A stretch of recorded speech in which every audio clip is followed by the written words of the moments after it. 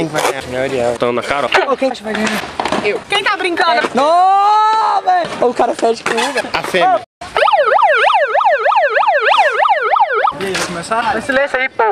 Bem-vindos à batalha Family Audiovisual.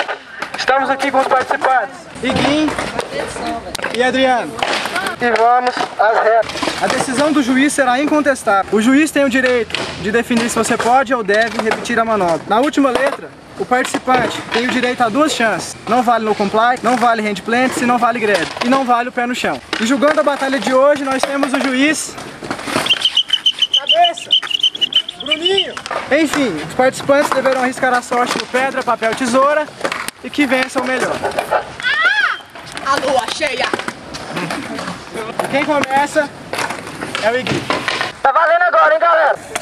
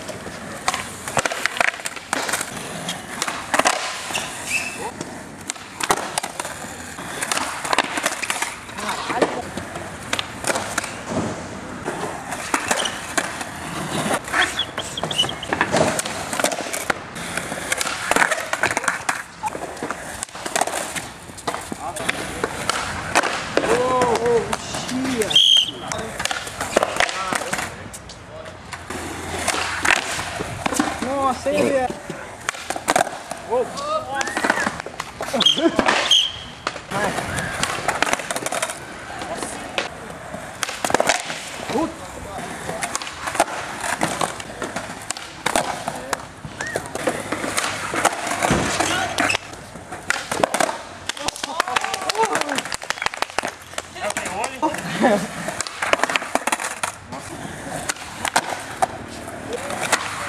Nunca viu o Adriano acertar isso.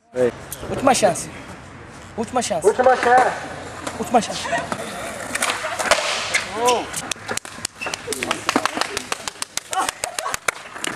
É nóis. E o vencedor é...